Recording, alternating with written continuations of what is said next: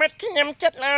ទឹកចិត្តស្មាសារីករាយទាំងមានអ្វីចែកគ្នាមិនដែលលាក់ស្រឡាញ់លាក់ទាំងដូចប៉ុណ្្នឹងបងមិត្តខ្ញុំឧស្សាហ៍ខំធ្វើកិច្ចការបាត់អរដងលើគ្រួសារសារីករាយកាន់ឡើងដល់ឆ្នាំប្រឡងបានឡើងថ្នាក់ថ្មី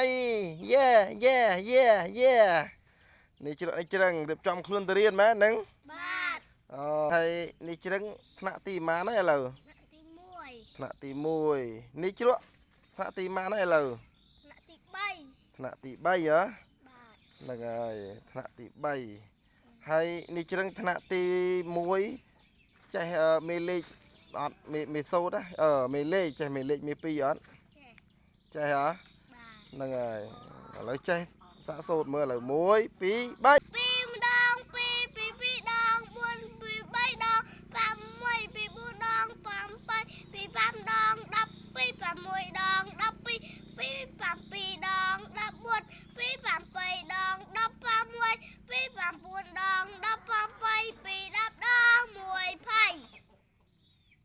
នេះជ្រក់នេះជ្រឹងសូត្រត្រឹមត្រូវអត់មេ2នោះត្រូវត្រឹមត្រូវអបអសតួនេះជ្រឹង1ជូនពរឲ្យរៀនពូកែហ្នឹងហើយស៊ូនេះជ្រឹងស៊ូហ្នឹងហើយឥឡូវនេះជ្រក់មិញថ្នាក់ទី3ឬថ្នាក់ទី3ហ៎ហ្នឹងហើយឥឡូវនេះជ្រក់សូត្រមេ9នេះជ្រក់ចេះមេ9អត់ចេះហ្នឹងហើយពុកម៉ែបងប្អូនថានេះជ្រក់ថ្នាក់រៀនបានថ្នាក់ទី3ហើយចេះមេលេខដល់មេប្រមាណហើយឥឡូវនេះជ្រក់ចេះដល់មេ9ហើយអញ្ចឹងណាឥឡូវសូត្រមេ9ហ្នឹងដើម្បីឲ្យពុកម៉ែបងប្អូនបានស្ដាប់ទាំងអស់គ្នាណានេះជ្រក់ហ្នឹងហើយឥឡូវកុំឲ្យខាតពេលវេលាយូរនេះជ្រក់ចាប់ផ្ដើមចាំរាប់ជូន1 2 3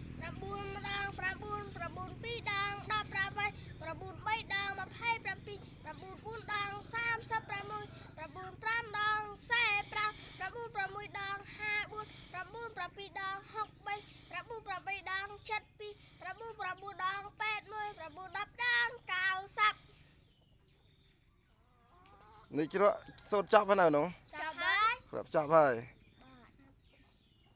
ហើយនេះឥឡូវសួរនេះជ្រឹងនេះជ្រក់ចេះអត់សូត្រត្រូវអត់ដល់មេ9ជ្រៅអត់ទាន់ចេះដល់មេ9ផងមិនដឹងថាគេសូត្រត្រូវថាស្មានណាអូខេហ្នឹងហើយនេះជ្រក់ជូនពរឲ្យរៀនពូកែហ្នឹងហើយសូត្រមេ9មិញឃើញថាត្រូវអត់មានខុសទេហ្នឹងហើយជួយត្រេកអរផងហ្នឹងហើយវីដេអូអត់មានអីច្រើនទេមានតែប៉ុណ្ណឹងជម្រាបលាពុកម៉ែបងប្អូនទាំងអស់គ្នាអរគុណបាយបាយ